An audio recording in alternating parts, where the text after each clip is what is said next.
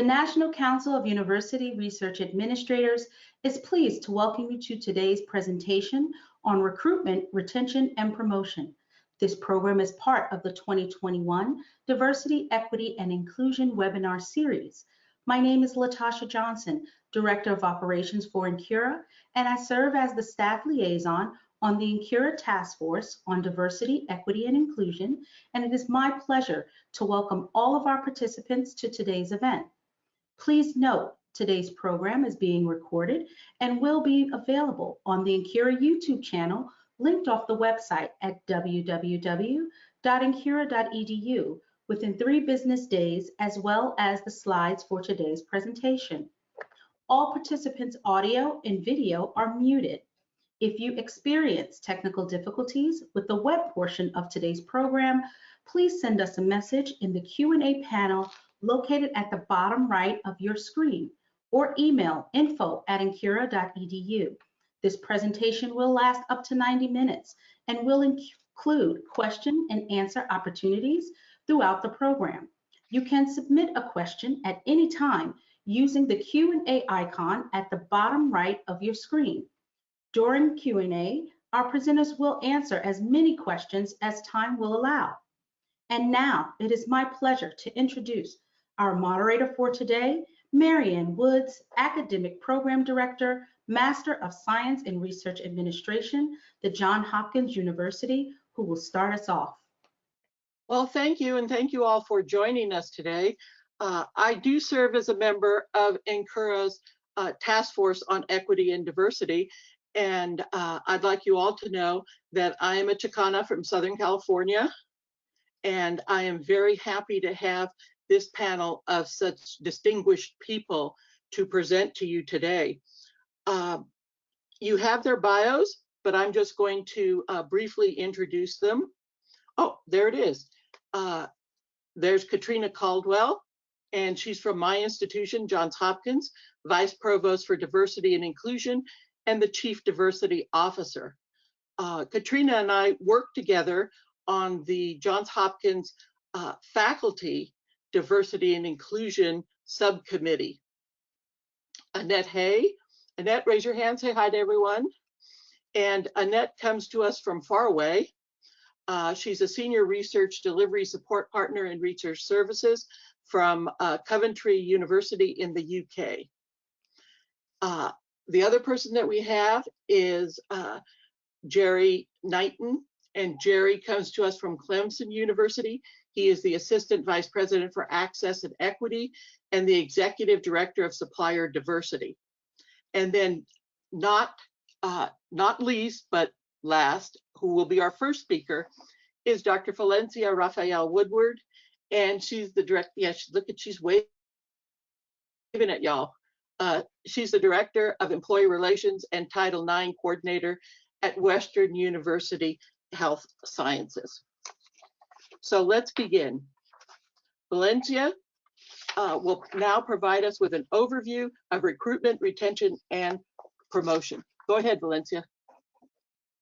Okay, hello everybody. I'm very excited to be here. I'm joining you from Long Beach, California. So it's very sunny here today, so I'm excited. So what I'm going to do is start off with an overview of today's topics, just to make sure that we all have the same starting point, because I know we're entering this conversation from many perspectives. So I'll go over kind of a couple things that I'm going to chat with you today.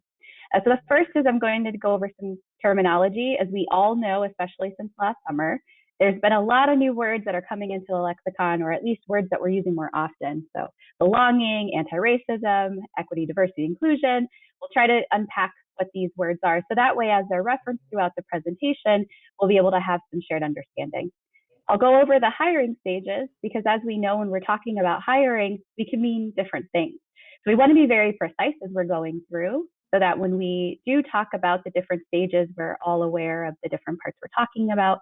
And then finally, we'll talk a little bit about bias, because I know that that's going to come up quite a bit today.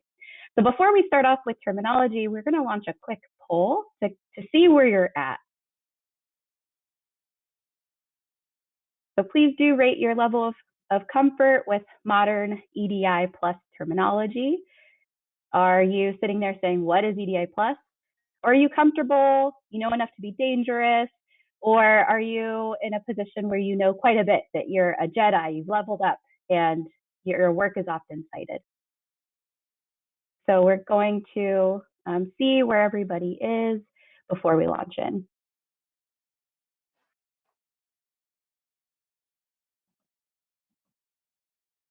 Okay, so let's go ahead and see the poll. Okay, so quite a few of you are approaching this with the beginner's eye. Some of you are quite, somewhat comfortable. So that's good.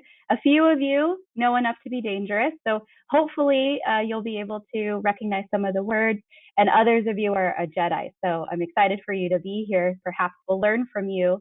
And for those other folks for the folks that put other, I'm curious about how else you would describe yourself. So please put that in the chat as we proceed. So let's go ahead and jump into terminology. So on the screen, I don't want you to be overwhelmed.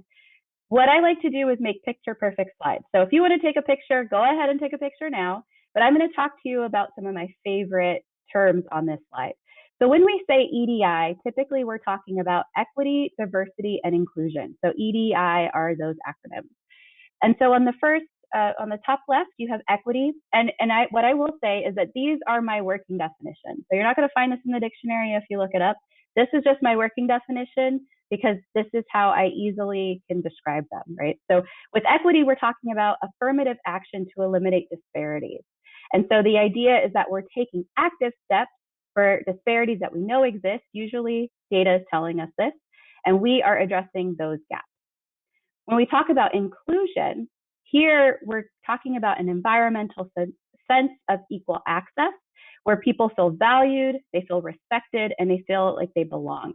This is very much a sense of safety, and it is a feeling. That's why when we talk about climate, we're usually talking about inclusion. So oftentimes people say diversity is being asked to the dance, or being invited to the dance, but inclusion is being asked to dance, right? So you're being engaged. And then beneath that, I talk about micro inequity. And here, the citation is for Rowe.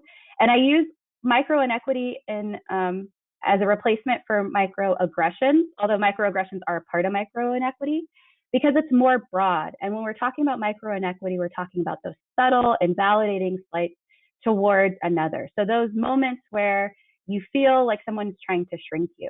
One example I like to use is when someone says, "Hey, Valencia, you're pretty for a Black girl." I'm like, well, you could have just left the Black girl off. You could have just said, "I'm pretty," right? So that idea that sometimes it may show up like as a compliment, but it might be backhanded. Then on the other side, we have diversity, and that is a buzzword these days and has been. But as we know, that when one person says diversity, they can mean one thing, and when you ask somebody else, you'll get a different definition. It's a suitcase term, meaning people pack things into it. So I like to think about diversity as variety in identity, culture, value, experiences. And this could be a variety of identities that we occupy, and they may show up or not show up in different ways. So for example, unless I got my ashes on Ash Wednesday, you wouldn't know I'm Catholic, but it is an identity that I hold, and it may or may not show up depending on our conversation that we're having. Racial justice is one that people are using more and more. And here we're talking about systemic fair treatment of all races, resulting in equitable opportunities and outcomes for all. And it's very much connected to equity. So racial justice is the outcome that equity seeks to achieve, right? Or at least it's one of the outcomes. It could be gender, diversity, et cetera. But it's definitely an outcome.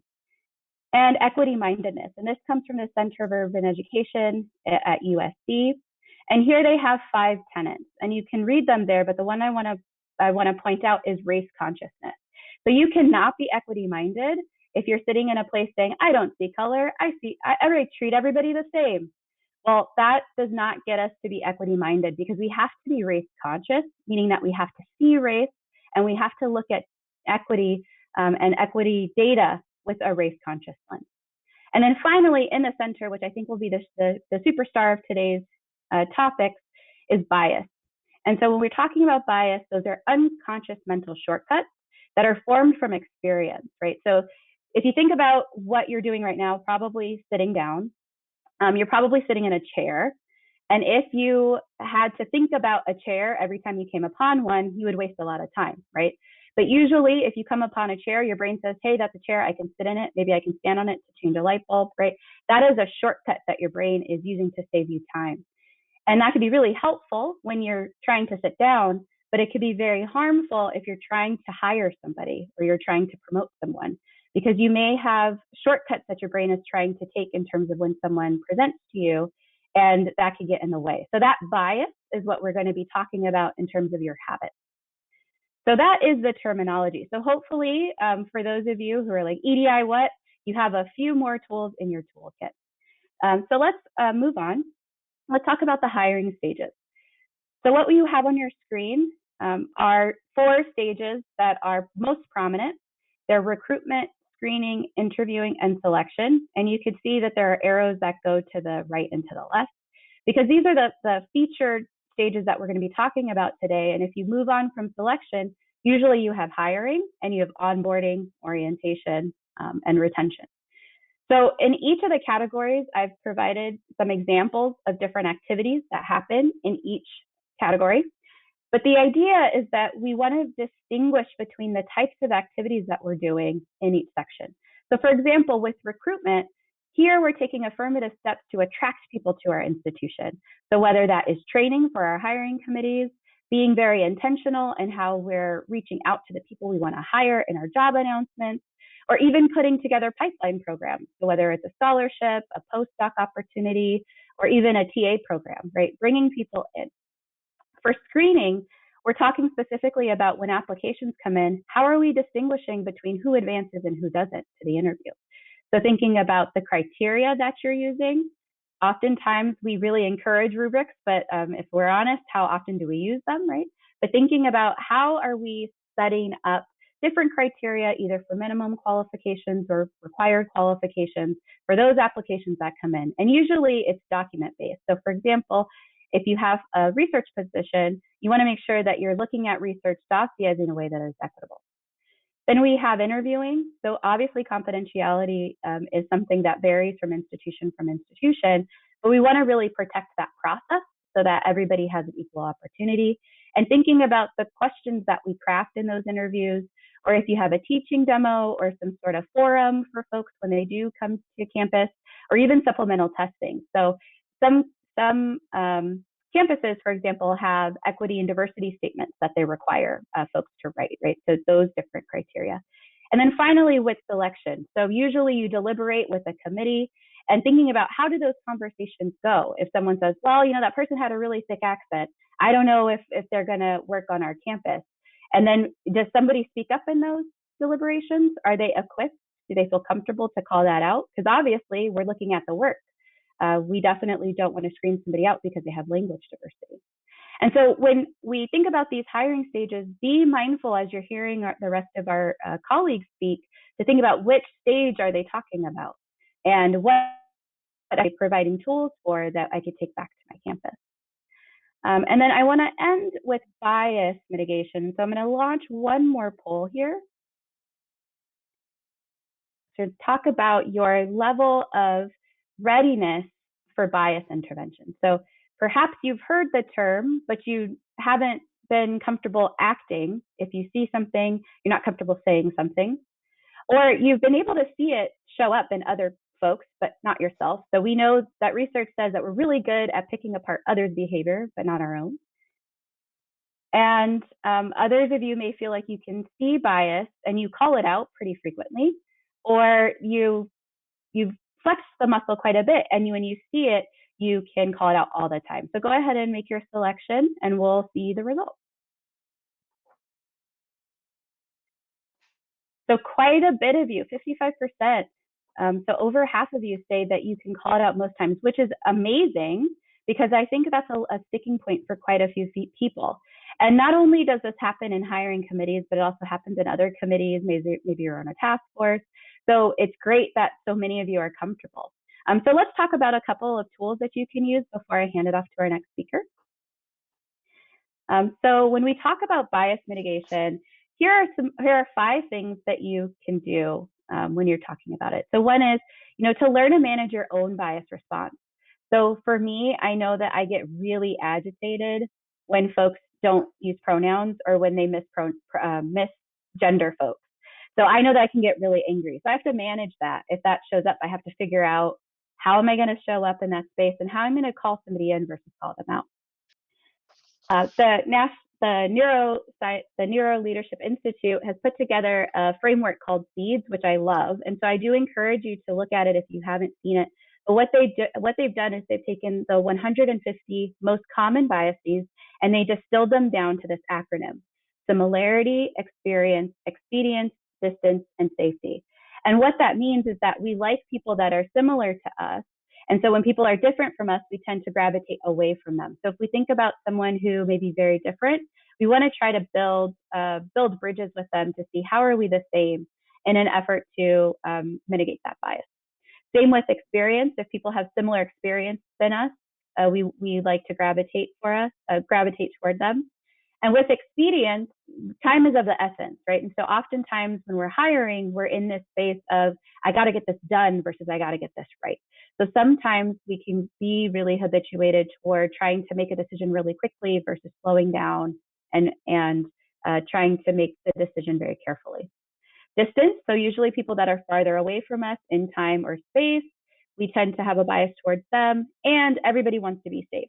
So if people are feeling threatened, maybe uncomfortable, their bias may creep in. So what we want to do is decode and disrupt bias and intervene. It sounds like over half of you are comfortable doing that. And so what we do is that if micro inequities show up in all of the hiring stages, we want to be able to call it out. So one tool that I often use is, what do you mean by that?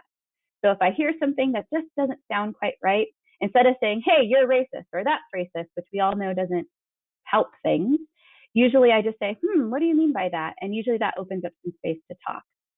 And then we want to be empowered to mitigate bias beyond the hiring process. So as I mentioned, after the hiring stages, we bring people in, we onboard them, we do tenure and promotion reviews. We try to have affinity groups so people can engage in ways that they make them feel safe. And so in all of those spaces, we can mitigate bias. So we want to make sure that we're mindful of those contexts, that we have situational awareness, and if something comes up, we're ready to act. So that is a broad overview, and I'm really excited to hear my colleagues expand on this. And I really appreciate your time today. So I'll go ahead and see if Marianne had any questions or things that she wanted to talk about. Well, I do have a poll question, but before I get to that poll question, I have a question for you on mitigation. How do you mitigate unconscious bias? So because unconscious bias is unconscious, sometimes we're not aware of it, right? So we do have to be in an environment where people are able to help bring it to our attention. But there are things that we can do as individuals. So one of the first tools, right, is to identify your own bias response. And part of that is to be really mindful about how bias shows up for you. And so you do have to do reflection. And I think reading, and especially reading fiction, has been a way that I've been able to start to unpack my biases and make them more conscious. So it's definitely a journey. So we have to be patient with ourselves. But the more that we learn and the more that we're in spaces where people can help us be more aware of our biases, the more we're able to mitigate them. And notice that I'm not saying eliminate, because we're human. We will never. I sort of shudder to say never, but it's almost impossible to get rid of unconscious bias because your brain is processing so much all the time. But we can mitigate it, and so that we won't necessarily act on it in a way that might discriminate against others in the hiring or retention process. Thank you. I do have a poll question, and the poll question is, does your organization have tools to measure recruitment, retention, and promotion? So the responses have come in where 47% have said, I don't know, and 40% have said yes, and 13% have said no. So now getting back to Valencia, what tools does your institution have? So luckily, our institution has lots of data. What we don't have, though, is data integration. So for example, we use an applicant tracking system in which anyone who is applying to position indicates voluntarily their demographic information. Now, we're able to look at hiring pools to say, okay, who is typically applying to which positions? Are we missing someone? And that could really help us make data-driven decisions about where we post our postings or our job openings, right? But we have one system that does that, and we have a different system that does all of our people management, right? So our HRIS system. And so what we're trying to do is trying to get all of this data to speak to each other, and we're trying to make sure that all of the data is clean. So for example, I went to go look up a supervisor the other day, and when I emailed them and said, hey, I'm talking about your direct report, they're like, that person hasn't reported to me in years, right? So it's one thing to have all the systems, it's another thing to have clean data. So one of the things that we're trying to do is maximize all of the systems that we have, but also be very precise about annual cleanup so that that data is clean. Wonderful, thank you. Well, our next speaker is Jerry Knighton Jr., and Jerry's going to speak to us on the strategies for the recruitment of a diversified population of research administrators and faculty. Go ahead, Jerry. Good afternoon, everyone. And again, it's my pleasure to be on this esteemed panel to share information with regards to recruitment. And I really appreciate Valencia's presentation because she really did lay a good foundation for this conversation. So let's dive in. First of all, I'd like to start out with challenges because, you know, as we think about recruitment, you know, we're faced with, you know, some challenges. The scarcity of candidates in the pipeline. And so that always becomes an issue when it comes to recruiting and filling positions with diverse candidates. And so the lack of diversity among research administrators and faculty, you know, is an issue. The point is valid in that there are too few students of color specifically pursuing and receiving doctoral degrees at a rate that we would see significant increases in our applicant pools. And so that being said, there are studies that actually show that the question whether PhDs of color are being pursued as aggressively as they could be is a valid question. Sometimes we are assuming that because individuals are, you know, of color or of a particular gender or another diversity dimension, that everybody is trying to recruit them, and we have to back away from that notion and really, you know, realize what is actually going on when we speak of the diversity of candidates in the pipeline. The other thing is the recruitment practices that often are being used are sometimes outdated. Some institutions engage in recruitment practices that are, you know, based on how they've recruited over the years and historically the results that they've achieved. The posting advertisements that are not welcoming or are not welcoming really to a new generation of job seekers that value diversity and also job flexibility, particularly as it relates to, you know, work-life balance and other issues. So the saying goes, if you always do what you've always done, you always get what you always got, okay? And so thinking that you're gonna get something different is actually the definition of insanity if you continue to do what you've always done. And so what we'll do is later on, we'll talk about some of the strategies that we recommend that you employ in order to build a diverse and inclusive workforce. So there are lots of myths out there, and I'm sure you've heard a lot of those myths. One is it's hard to recruit diverse candidates because they have many job offers coming their way, okay? That's not always the case. In fact, some doctoral students actually get postdocs because they can't find, you know, tenure track opportunities. Some institutions that are not top tier feel that they don't have the resources, or they're not in the location, or they're not in an urban setting, so therefore they're not going to be able to recruit diverse talent, and therefore they can't compete. That is not necessarily the case. We can't assume that people are looking for an urban area. We can't assume that people are looking for a certain type of opportunity. We need to be in the game and compete. There's also a myth that scholars won't stay because they will leave for more lucrative offers elsewhere. And the research basically shows that money is not necessarily the motivator, okay, behind why people stay at an institution or not. Often is the lack of incentives to stay as opposed to anything else. Relocation is not an easy thing to do, and so people don't just on a whim decide they want to relocate and go to another institution. Oftentimes it's not the opportunities that they would desire, or the environment may be such that they don't feel comfortable in that environment and may seek opportunities to go elsewhere. But we can't assume that money is the motivator for individuals moving to another institution.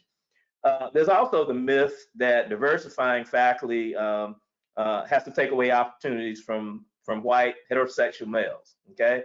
And while efforts to diversify faculty would suggest that there has to be a decrease in the percentage of white males, evidence has not shown that there has been a substantial decrease in their opportunities. And so we look at the academy, we look at administrations across the country, and it's significantly still dominated by white males. And so we can't make that assumption that there's a competition, I guess, between faculty diversity opportunities and the impact that is actually having on white males who also are pursuing opportunities. One of the other problems that I see in higher ed particularly is decentralized administrative structures in the academy. And so oftentimes department heads, senior faculty develop recruitment plans. They decide what constitutes quality, which includes scholarship, what scholarship quality looks like, how it's measured, how publications and research are credited, and the areas of scholarship to be emphasized in a particular department. And so a commitment to diversity must therefore take place concurrently at both the departmental and the senior administrative levels. And so best practices that I've seen is where the central administration has taken a leadership role in determining how best we're going to pursue faculty diversity. So if institutions are going to be more successful in the future, they must integrate both departmental and central administration's diversity efforts and marry those two to create an opportunity to achieve success. And then there's also the challenge of diversity versus academic excellence. And so oftentimes, there are some that believe achieving diversity means sacrificing excellence.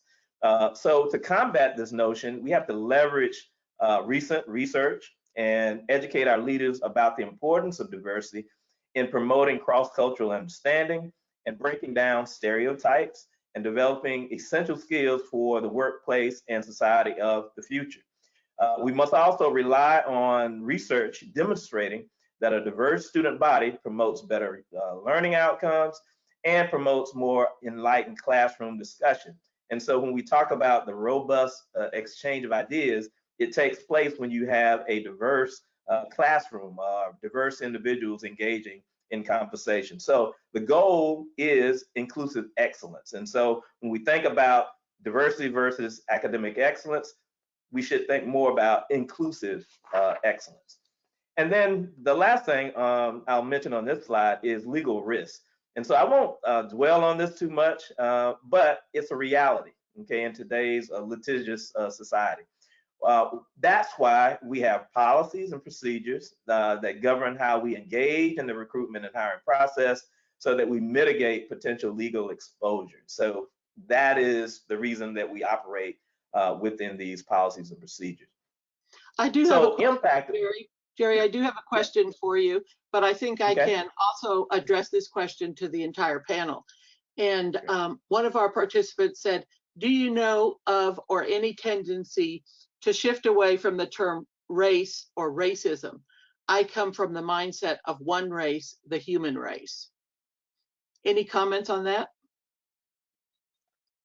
I will just mention, I guess from my perspective, and I work in the affirmative action EEO world, and so when we talk about race, it's a construct that is a part of affirmative action in EEO.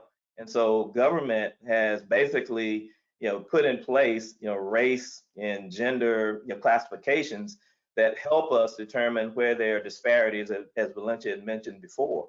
And so that is a part of the landscape that we have to deal with. And I think as we broaden our understanding and think more globally about diversity and inclusion and equity, I think we can, kind of expand that notion.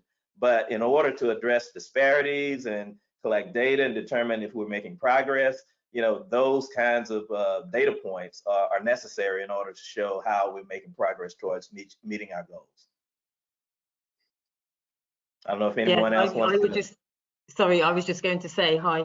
Yeah, I support what Jerry just said, and I would say in the UK it's very similar. That yes, whilst we agree there's only one race, and unfortunately it's just the way the society is, that we have to recognise that we are put into different categories. And certainly in the UK, maybe similar to America, I don't want to make any assumptions, but when we talk about racism and inequalities, it significantly affects people of what we would call African origin, African, Caribbean, or African or mixed heritage. Okay, thank you. Okay. And so for my next slide, we're talking more about the impact of diversity and inclusion. So one of the things, it's important to kind of ask the question, how is the mission of the institution related to and served by diversity? Many institutions have committed themselves to developing graduates that are able to engage in a pluralistic society that is equipped to address the challenges of a global society. Most have embraced technology as a way of preparing students for the new workforce. However, the changing demographics, it would also suggest that we also look at diversity and embracing diversity in a very similar fashion as we do technology. It should be something that all individuals are exposed to, and understanding that diversity of our faculty, diversity of our administrators, not only nurture and support a diverse student body, but also prepare students for the new workforce. So diversity should be like technology and something that is a part of what everybody does and everybody understands. Also, there is a need for new research and scholarship. So to my earlier point about inclusive excellence, we need more faculty and researchers to provide evidence regarding the benefits of diversity. Faculty of color tend to be more interested in this type of research, largely because of their lived experience and the lack of current research or the body of knowledge in these areas. And so historically, this type of research agenda has not necessarily been supported by some departments. And this later becomes an issue for faculty when it comes to promotion and tenure. And so as we begin to start thinking about how we can change the landscape, I think there needs to be more evidence and more research and scholarship in these areas. And oftentimes faculty of color, faculty of different diversity dimensions are those faculty who engage in those efforts. Also, thinking about institutional viability and the change in demographics, I believe as our society continues to change, it will become more critical for institutions to become more adept at appealing to and engaging a more diverse student body in order to remain viable. And so, again, that's something for institutions to consider as we go forward. Enhanced engagement with diverse students. In academic areas such as sciences, where the content of the curriculum is likely not to change that much, it becomes more increasingly important for researchers to be equipped to help diverse students to achieve and be successful. This also takes skills and sensitivities that go beyond just technical knowledge and expertise. And so therefore, this is another compelling reason for diverse faculty and researchers.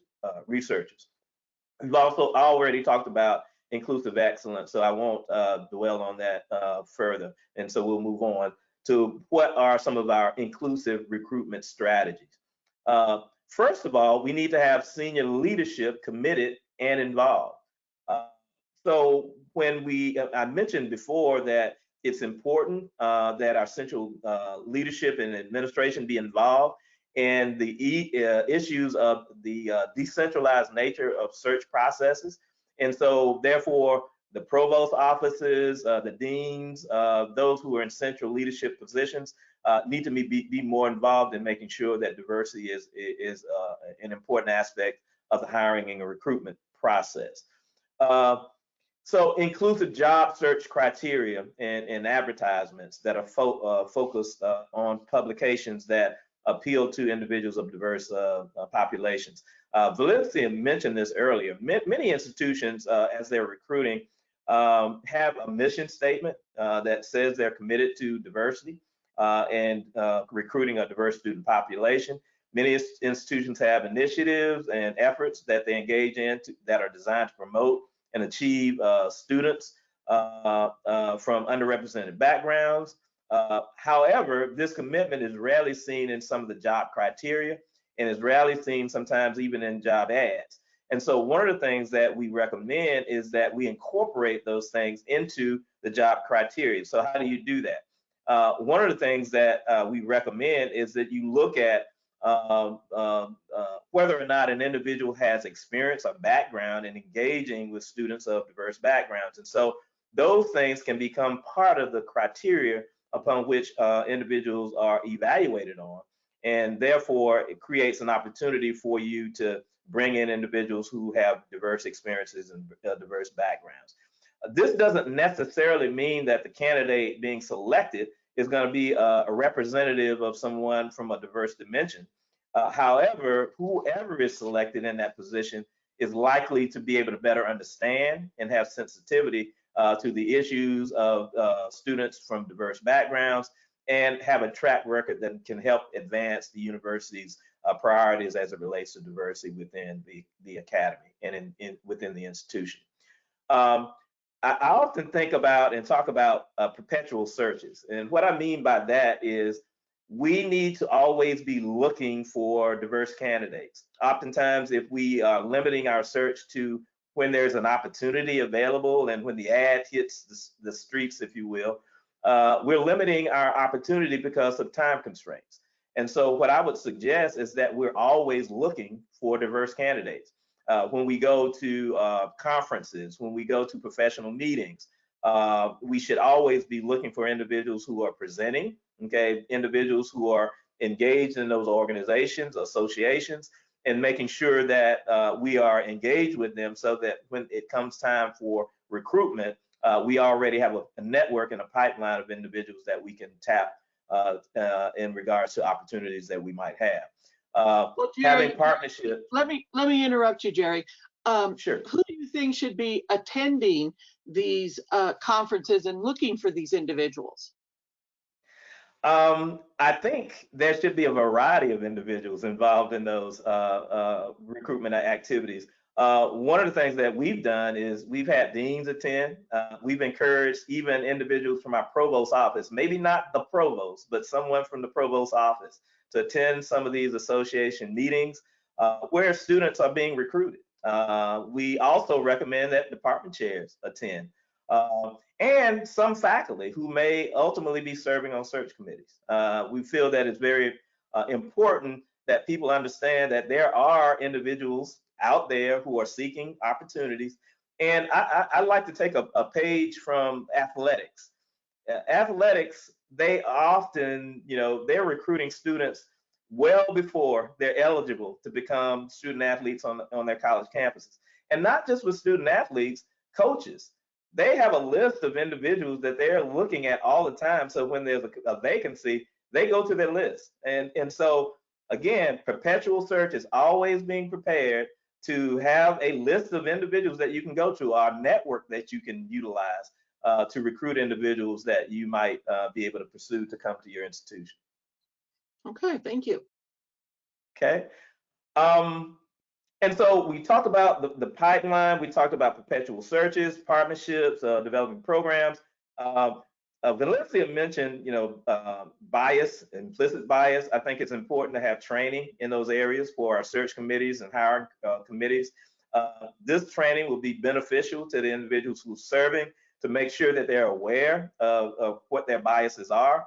and be able to then make decisions that are not focused on bias, but hopefully will be mitigated by the exposure they have to this training. And so we certainly recommend that type of training. And I know that others will probably talk a little bit more about that.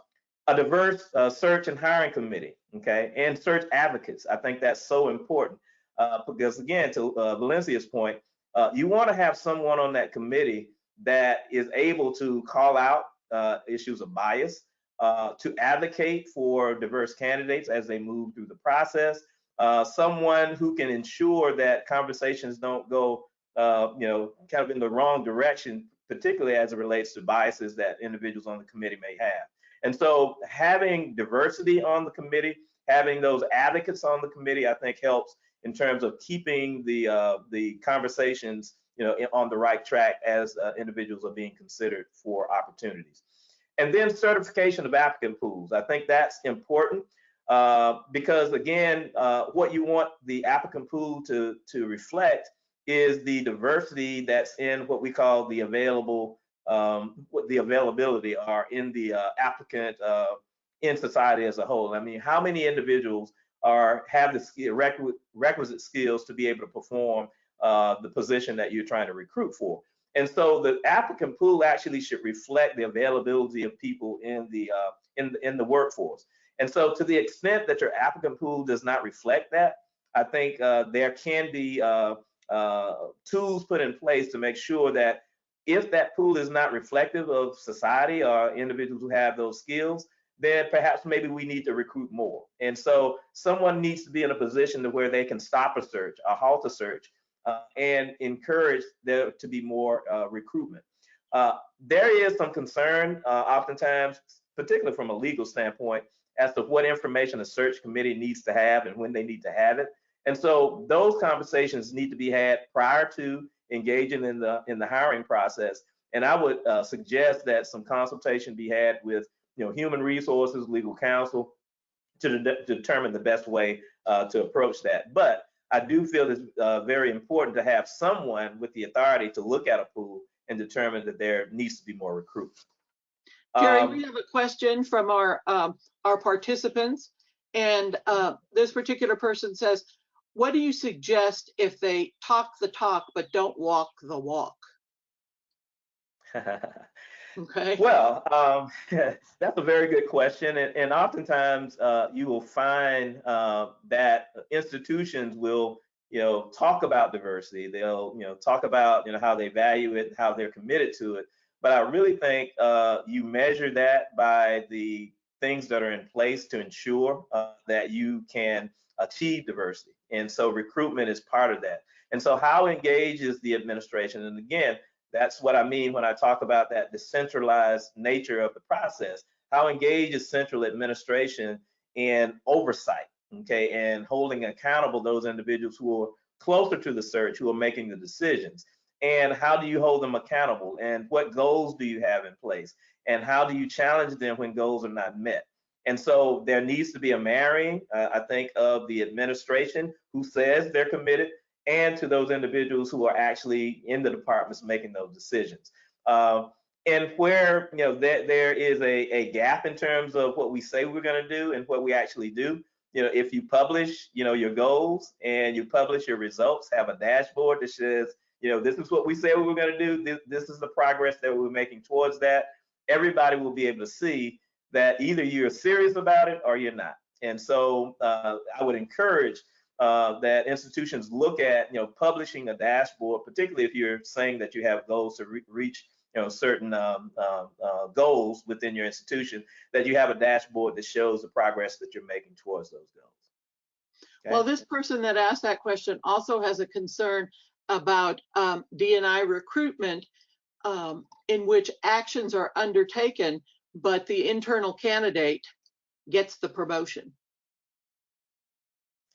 Okay. And I would be telling an untruth if I would say I haven't seen that and that it doesn't happen. It does happen, and there are many reasons for that. And so we have to be careful about that because it doesn't necessarily mean that because a person is an internal candidate that they're not the best suited candidate for the job. However, if you see that happening over and over and over again, that is a sign that perhaps maybe something is going on. It could be bias. It could be, kind of a, we call it, the good old boy network, or whatever might be going on within your institution that perpetuates hiring internal individuals over those who are external. Again, if the goal is diversity and you don't have diversity, hiring from within may not necessarily be the answer to achieve a diverse workforce. And so it would behoove, departments to really look at hiring individuals, not only from a diversity standpoint, but also individuals who will bring a different perspective to the institution. Because that's one of the things I've seen as well, is when you begin to hire people from outside your institution, regardless of whether they're diverse candidates or not, they bring diverse perspectives. They come from other institutions that are engaged in different practices, and they begin to challenge the status quo. And so anything that we can do in the academy or at an institution to change from what we've historically done or traditionally done to moving towards something that is different and shake up what we've always done, I think is a positive, and it helps move us towards a more diverse recruiting and work. I see Katrina shaking her head. Did you want to add to that?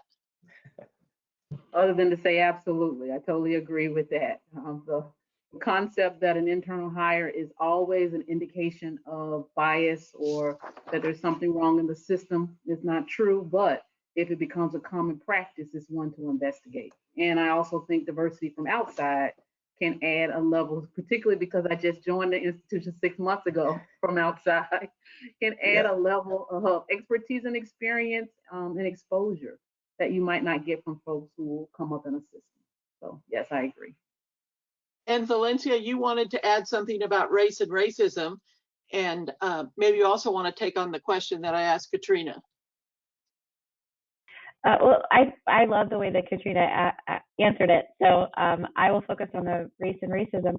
The only thing I wanted to add, because I appreciate the humanism aspect of it, because that's actually one of our core values at my institution. And coming into it, I really struggled to reconcile how we're looking at humanism and race and racism. And so one of the things I wanted to bring out is that when we're talking about racism, we're talking about systems. So it's not particularly helpful to focus on the individual human identity, because it doesn't get at the systems that have been put in place over time to very much stratify the way that power and privilege is allocated. And so when we talk about being human, it's important on a relationship level or interpersonal level, but it doesn't help us disrupt the systems that have systematically disadvantaged people over generations, arguably centuries, right? And so I just wanted to be mindful that it's important for us to relate to each other. But when we're talking about practices like color blindness, power evasiveness, where we're not seeing color or not seeing race, we're actually contributing to the system that oppresses people, particularly Black and brown folks. So I just wanted to add that, because if we're going to move toward racial justice, we have to be race conscious, right? And that is one of the tenets of equity mindedness. So I just wanted to bring that into the conversation as well. Well, thank you. Annette, did you have anything you wanted to add to that? No. I concur with everything that's been said already. So no, they've said it very eloquently. Thank you. Okay, Jerry, continue, please. I will just end with some inclusive best practices. One of the things that I've seen recently is Ohio State, and talking about cluster hires, hiring around a theme, hiring with an initiative that you have goals to hire individuals of diverse backgrounds. Ohio State just recently started what they call the RAISE program, Race, Inclusion, and Social Equity. And they pledged to hire 50 scholars who address social equity and racial disparities. And they're pledging to hire 100 tenure track faculty members from underrepresented backgrounds across all fields. That's bold. That's a bold statement in terms of what they're committed to do. But again, the focus is not on necessarily hiring diverse individuals based on their diverse ethnicity or what have you. It's those who will address social equity and racial disparities. And we know that if we focus there, the individuals who are doing the research in those areas and who will have an opportunity to best address those areas, 9 times out of 10 will include a number of individuals from diverse backgrounds that will be able to fill those types of positions. So again, their strategy is bold, but I applaud the efforts that they're engaged in. I'll also mention a couple of other things: dual career and trailing partner programs. Sometimes, we talk about, whether an individual will move to an area that's not urban or whatever. Sometimes it's a trailing spouse or a trailing partner that they're concerned about.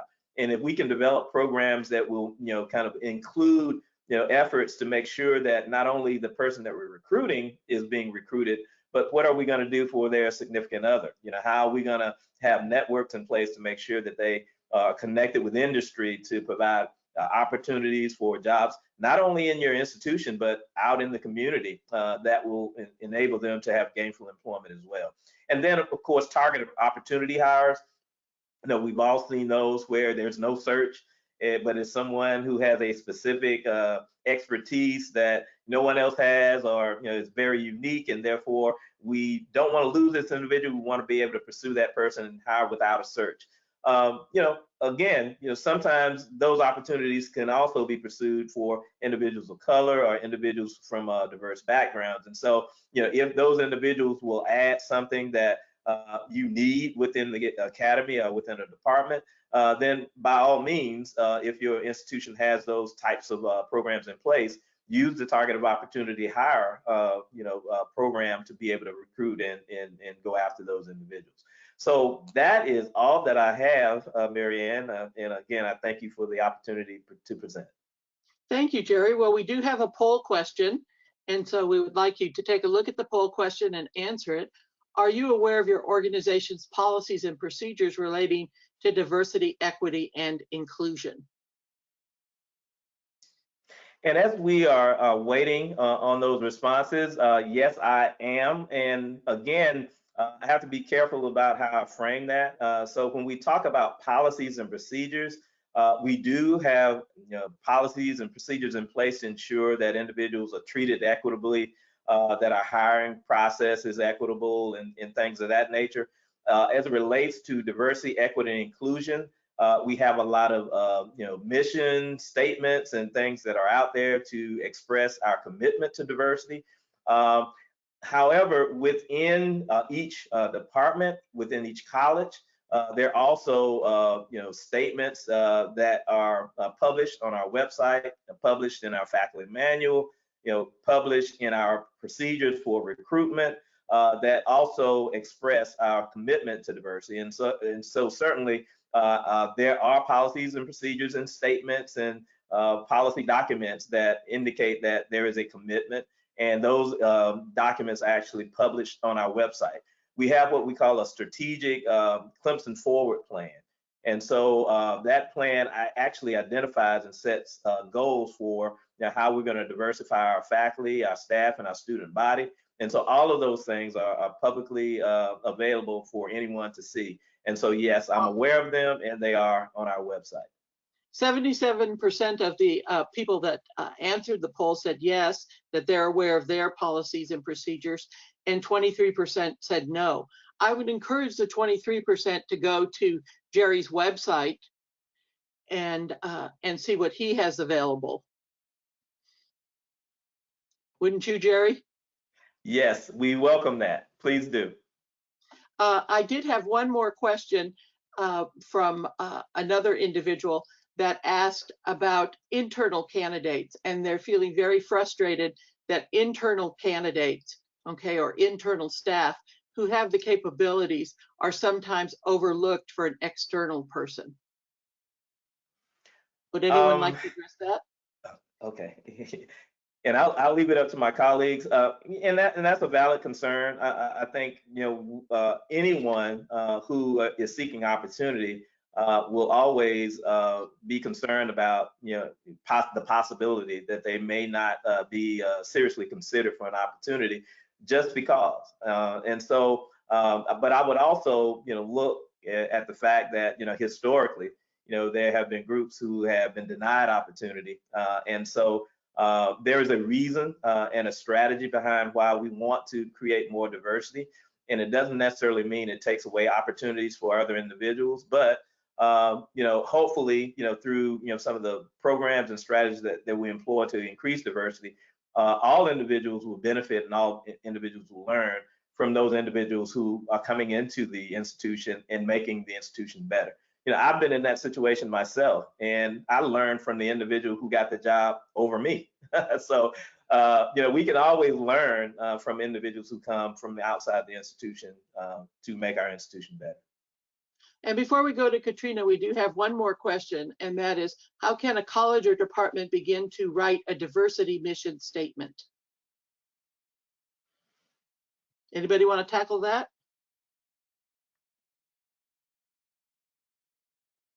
I will just start by saying, go ahead, I'm sorry.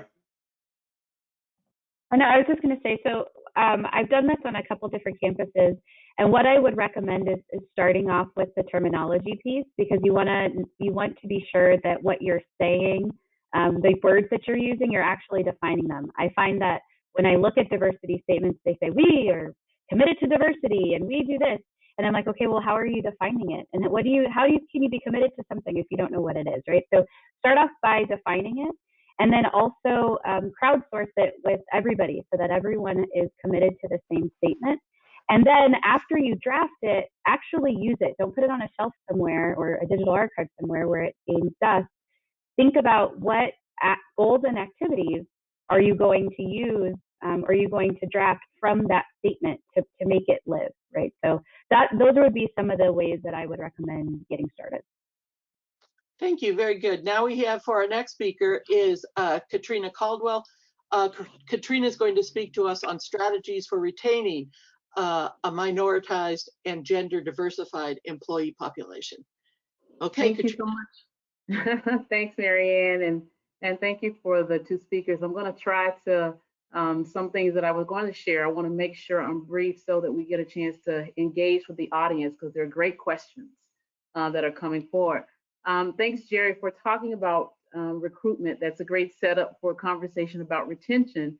And even in the bold examples that you shared, I think are important. And many of us are watching those campuses to sort of see what are going to be the outcomes.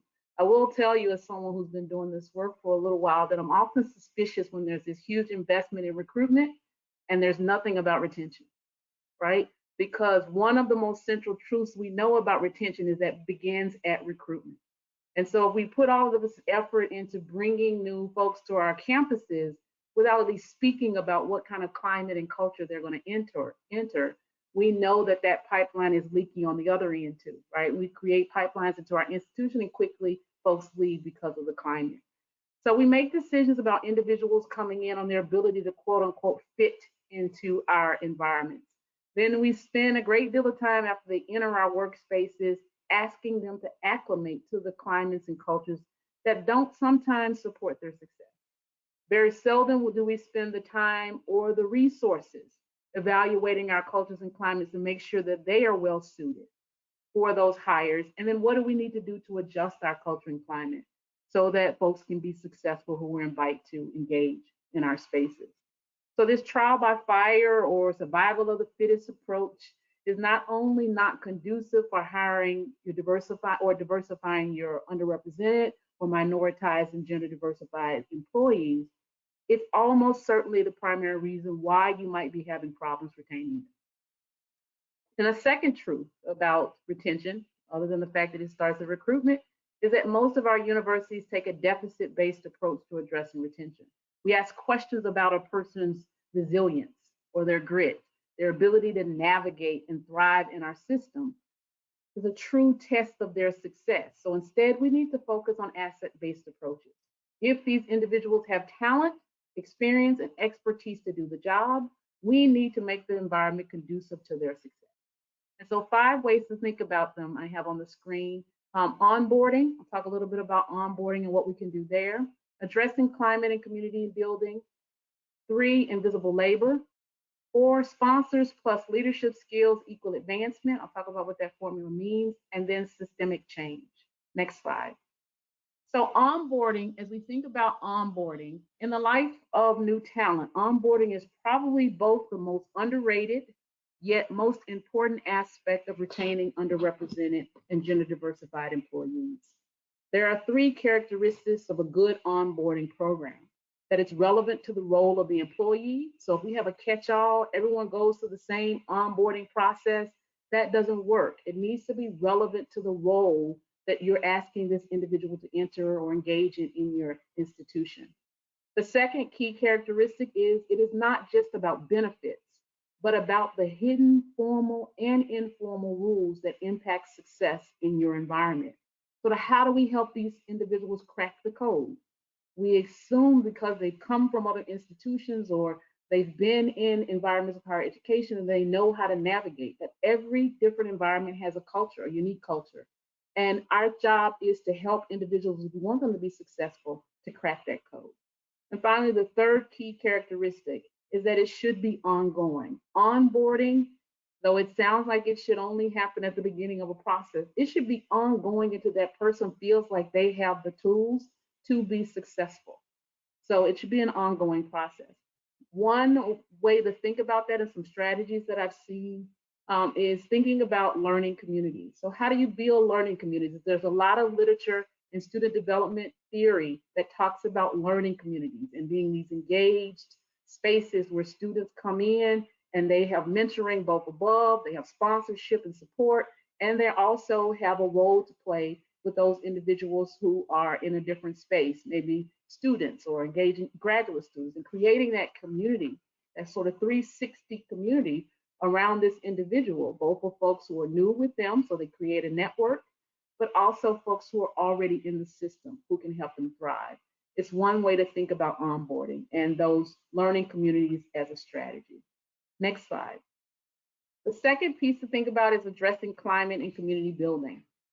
So we need to be able to assess our climate and know where the potholes and barriers to its success exist. We should be upfront about this when we welcome individuals into our communities. And most importantly, we must give them the tools to navigate our climate. The bait and switch is too frequently the way that we hire folks. We bring all of the 10 diverse people to a luncheon or presentation, and then when that individual arrives on campus, the individual finds out that those people are never assembled together outside of that interview environment. Half of them met the other half during the same luncheon, and they never work together on a regular basis. We need to draw a clear pathway to community building opportunities, or our new employees might not want to engage in, but we need to make them aware of them, even if they decide that they don't want to be a part of those activities. Some of the strategies that I know many of you have already in place, but to keep thinking about if you don't, are affinity groups or employee resource groups. And sort of this, I won't talk about this right now, but employee resource groups as a pipeline to talent is not a new phenomenon, but is one that more institutions are paying attention to. Like, how do you professionalize your employee resource groups as your institution so that there's a clear pipeline for advancement for those individuals? And then third, thinking about community engagement connections. Many of our faculty and staff either want to live in communities that look like them, or they want to engage in community activities that reinforce their identities. And so how do we help make those connections, right, with those, for those individuals? The third one, next slide, is addressing invisible labor. We must address invisible labor. We keep talking about it. It doesn't become more visible just by talking about it. We have to actively address labor that is not only recognized, it's not quantified, and more importantly, it's not supported or paid. So that's an important feature. Service and invisible labor are not the same thing. And sometimes we hyperinflate those to say, well, that's a person's service. But a person's service that keeps them off of their track for success is not service. A person's labor that does not help them be successful in the role, that's not service. That's invisible labor.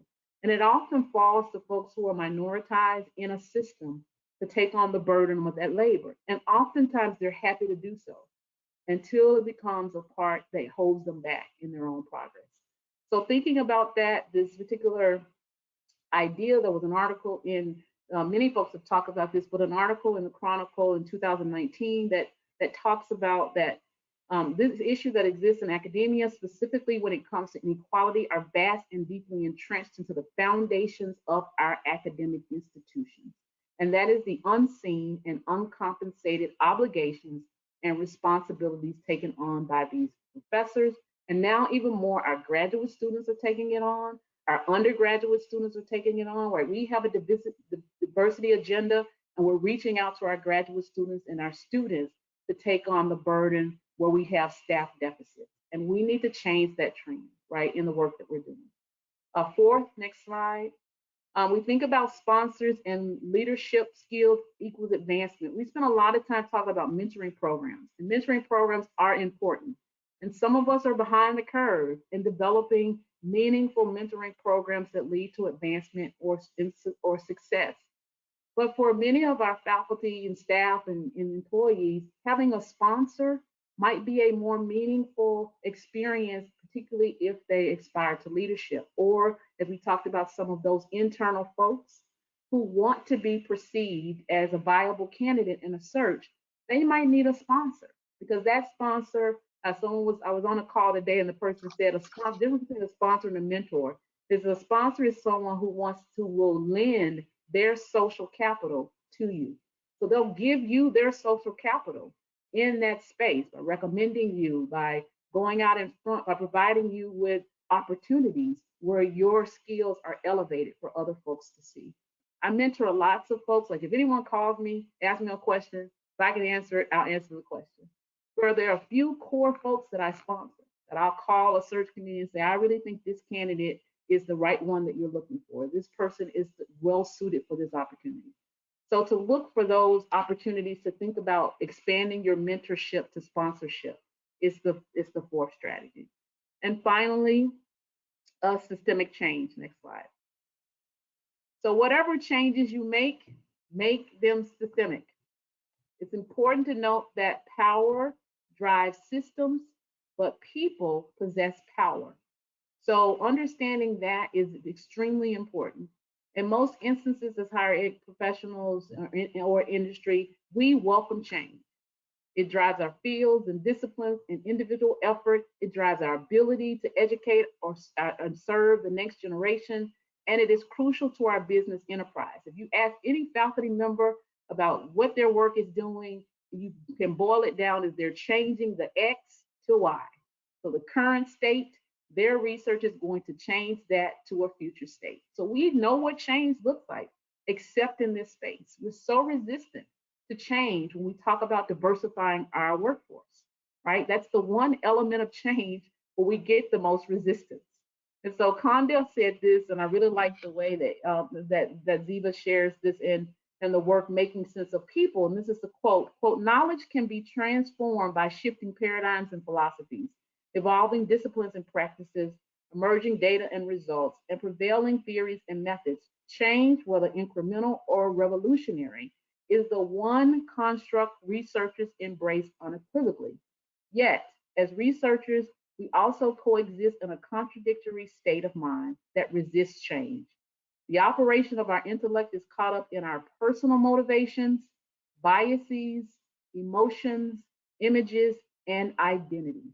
And so to understand that juxtaposition and that contradiction in the way that our leadership, our researchers, our faculty, our workforce understand change when it comes to D&I space, we must make it systemic so it doesn't rely on people in order for true change to happen. So I'll stop there. Again, I wanted to make sure we had an opportunity for more great questions and dialogue. Thank you. I think I'm going to skip the poll because we're kind of running out of time, which I knew this would happen because it's so interesting what everybody's talking about and the questions that have come in. But let's just move right to Annette. And Annette's going to talk about strategies for promotion and redeployment of a diversified population of research administrators and faculty. Annette, go ahead. Okay, thank you very much. So hello everyone. My presentation should last, if it works properly, 10 minutes because I tried to time it, so approximately 10 minutes. So I'd like to take this opportunity to thank NCURA and my fellow panelists for inviting me here today. This is a subject that I feel is very important and something I talk a lot about back in the UK. I'm going to briefly touch on some key strategies that I think can be used to create more equitable and successful promotion and redeployment of diversified staff in particular, in terms of research administrators and faculty. Okay. Oh, also, I'd just like to say, as the last speaker, you may get that there's some duplication or repetition, so I apologise for that now. So when I was asked to deliver this presentation on strategies for promotion and redeployment, I spent a brief moment reflecting on what might be some of the key messages my presentation could deliver, notwithstanding how the intersections of diversity, equity and inclusion segue with some of the tensions between how an institution, a department, the leadership and the wider staff population interpret and apply what we might call strategic influence and priorities. So I'm going to do my best today to cover as much as I can in the time that I have allocated. This therefore does not presume to be an exhaustive description of strategies or challenges by any means, but hopefully my presentation will allude to some of the benefits for sharing, comparing and even contrasting examples of best practice across teams, institutions, sectors and borders even. And to help frame the limitations of the challenge I'm presented with, and also in recognition of my British perspective, it would probably be useful for me to highlight and share some UK context. And as such, there are some adjustments required for how diversity, equity and inclusion in practice may be interpreted or applied differently. An example of this can be found in our use of language and terminology to describe and identify underrepresented and minoritized groups, which can sometimes be confusing or even conflicting. However, I hope you find this presentation relatable to your institutions and your own lived experiences, regardless of who you are and where you are based. Also, when I use the term staff throughout my presentation, I want you to remember that I'm using it to refer to the collective of administrators and faculty in the way that I would do in the UK. So just to give you a little more context, in the UK, we have what we call the Equality Act 2010, which is our national legislation created to protect people from discrimination in and outside of the workplace.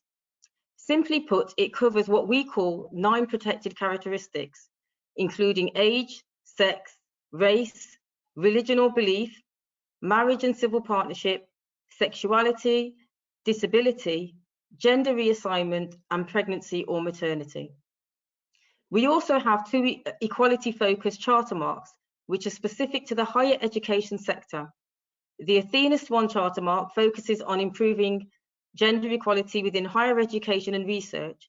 And we also have a race equality charter mark targeting institutional practice and cultural barriers for Black and minority ethnic staff and students, some of which has translated into a variety of discourse and opinion on the significance and application of decolonisation theories and practice, starting with the curriculum and pedagogy, but which has extended to the challenges faced by diversified staff and students in education and research settings in general.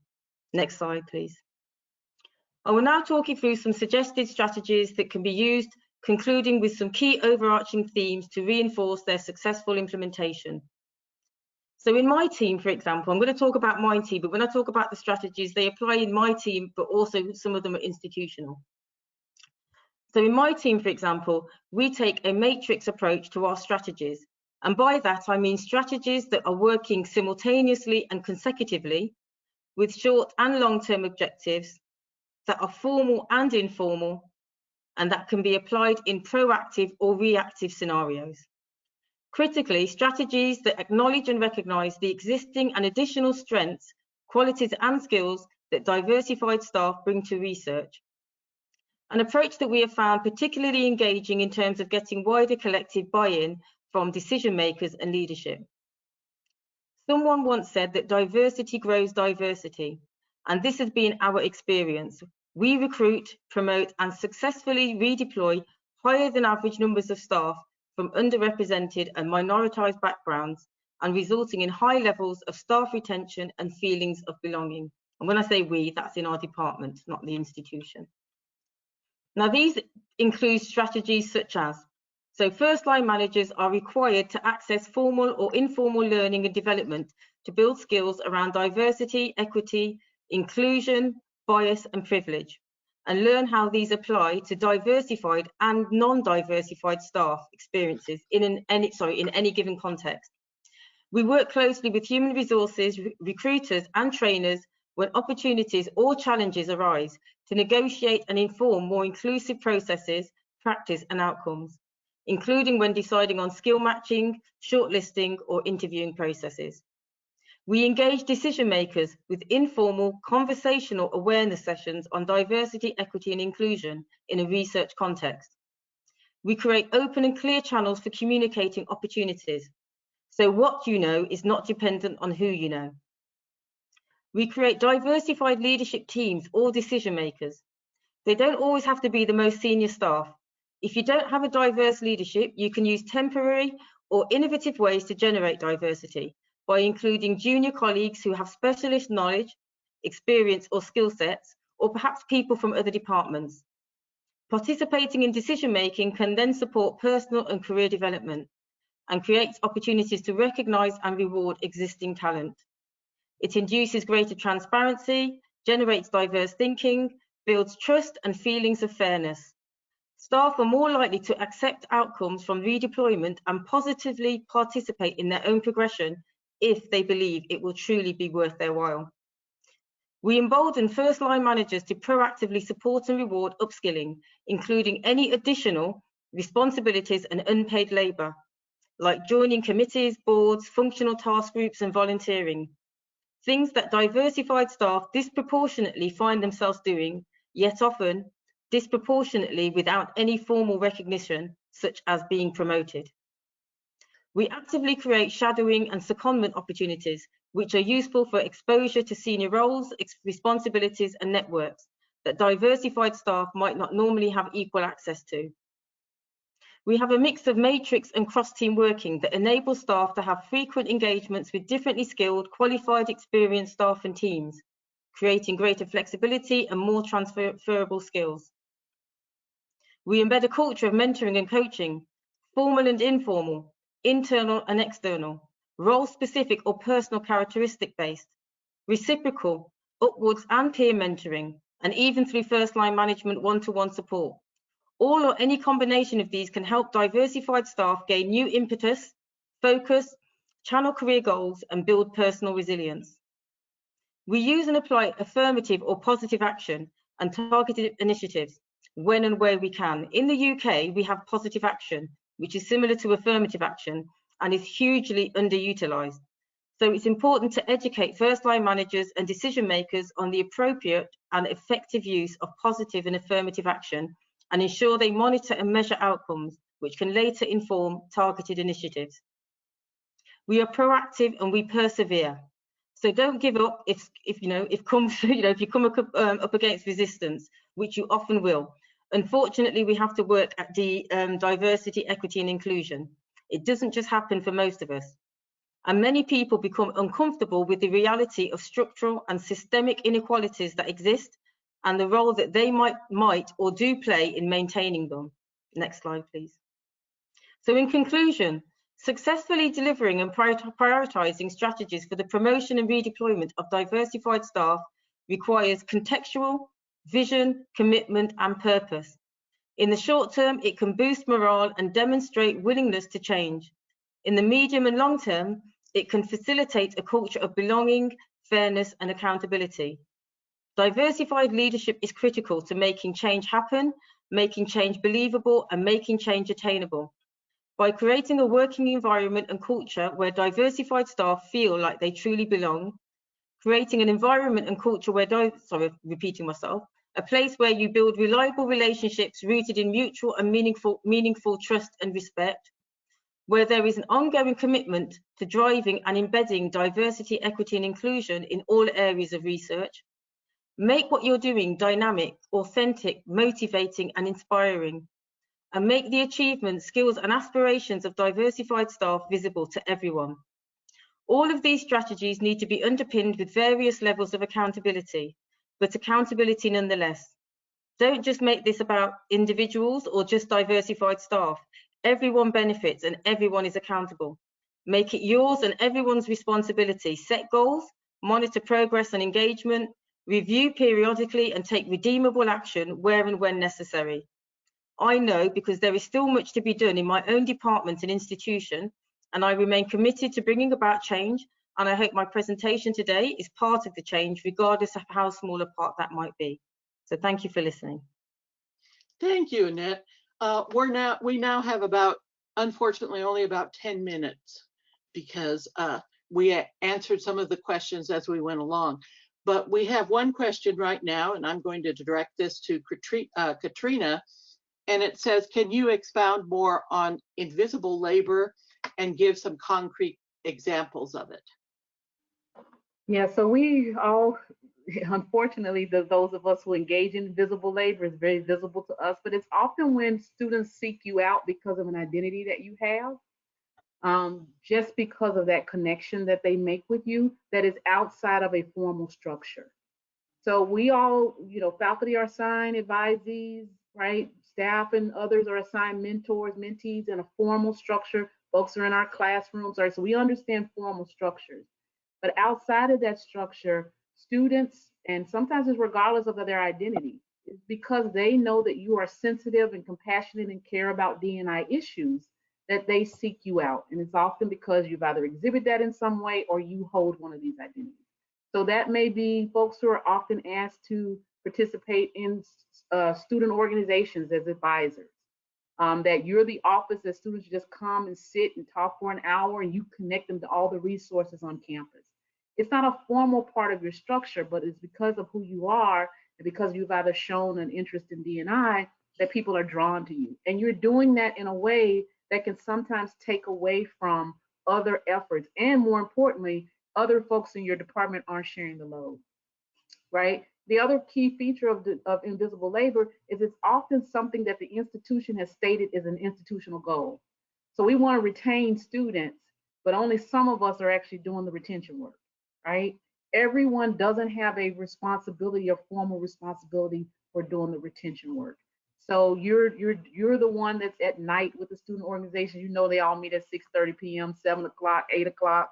For the most part, you're that person that has to extend your bandwidth to do what the institution has said is its primary goal. And you're making outcomes. You're keeping students. Students are staying because of you. They're connecting to you, but you also might not progress towards tenure or advancement in leadership because you're spending your time in that area. That's different from service, right? That's different from departmental service. Even though in departmental services happens, think about who are the people. There's gendered and emotional labor. Who are the people who set up the meetings? Who are the people who do the community kind of networking activities, right? They're not the same folks who are asked to do research groups, right? Or research teams. So think about the gendered ways in which some of that work also happens in academic departments. Well, I see Jerry nodding his head. Jerry, do you have something to add to that? You're muted. I'm sorry. No, I think Katrina hit the nail on the head. I mean, she just covered all the ways in which minoritized groups perform these roles, and they don't get credit for it. And particularly for faculty, where tenure and promotion is so crucial. Focus on research and all these things. And if it falls outside of that, they get no credit for it. And so one of the things that we have done recently, we had a task force that looked at a lot of the things that we were doing around social justice and equity. And we looked at that and made a recommendation that, minoritized faculty need to be able to get credit for some of this work that they're doing. So it doesn't become invisible labor. So I don't want to belabor the point, but yeah, Katrina, you nailed it. Well, I would agree with that. We do have another question, and this person says, I will be adding office staff very soon and would like to educate myself on equity and inclusive interviewing practices. Is there a book or an article you can suggest to assist me prior to starting this process? Anybody have any suggestions? I would suggest that they read my article that I co-wrote in the Chronicles Higher Education. It was an op-ed. So if you could find that, it actually breaks down different strategies from a beginner, intermediate, and expert levels. Not to toot my own horn, right? But the idea is that people have been writing on this for a long time. And so where you can curate resources, I think is helpful. The other thing is that there's a lot of resources that you can find by searching in Google, and they can lead you to the very beginner type of articles that then can branch you into other things. So I do recommend doing a search to find something you're comfortable with, and then continuing to click through to find something more advanced. Does anybody else have any ideas? Well, I'd also guide you to the NCURA magazine, okay, and 3 articles that have appeared in the last 3 different issues of NCURA magazine that I have co-authored with several different people on equity and diversity. So I would have you start there. Yeah, I also think I think many of us mentioned inclusive excellence. So I would say American Associations of Colleges and Universities has a great list of resources, a toolkit around inclusive practices across the spectrum. And so that's a great framework if you want to do a targeted search. Inclusive excellence in AAC and U are the search terms. Okay, well, we only have about 4 minutes left. Is there anything anybody would like to add? You're silent? I was gonna just add, I don't know, but you kind of brought this, I love this humanism piece. I worked at DePaul University for a number of times, and we had some similar thing. It was called personal humility or personal humanism or something. But I think about the resistance to thinking about specificity in human beings in these structures versus every other part of our lives, right? Like, and so when you were saying that, sometimes when I talk to particularly young college students, I'll say if someone came in a room and said, "I want food," you would need specificity, right? The context would matter. You couldn't just say, "I want food," right? So I'm not equating food to people, but you think of any other category or any other part of life, people require specificity, except when we talk about these issues. When we talk about these issues, it is the opposite response, that we don't see the value of specificity. And your point about power and privilege and how it plays out in those disparities have a lot to do with it. But I also think the way people are invested in that system in ways that people don't want to face, I think has a large part of that too. So some self-reflection and self-assessment of why am I resisting this, and trying to really truly understand it, I think is a great place for people to start who are entering this conversation from that lens. Well, one member of the audience suggested as a resource a book entitled "We Can't Talk About That at Work" by Mary Frances Winters, and to use that as a resource. Well, that concludes our webinar, and I'd like to thank my panelists. You've done an outstanding job, and I'm so privileged to be here with you and asking you questions and such. And it was a real honor to be able to represent NCURA with such a diversified and wonderful panel. So with that, we say goodbye to all our participants, and thank you for joining us today. On behalf of the National Council of University Research Administrators, we thank you for your participation in today's event, and a special thank you to our presenters. We'd like to get some feedback from you on today's presentation. The evaluation survey will be available to you immediately following the program. Please join us for our next program on May 6th, Workplace Cultural Norms, Professionalism, Topics, dates, and registration for future NCURA webinars will be sent to you via email. Thank you. Have a great afternoon, and you may now disconnect.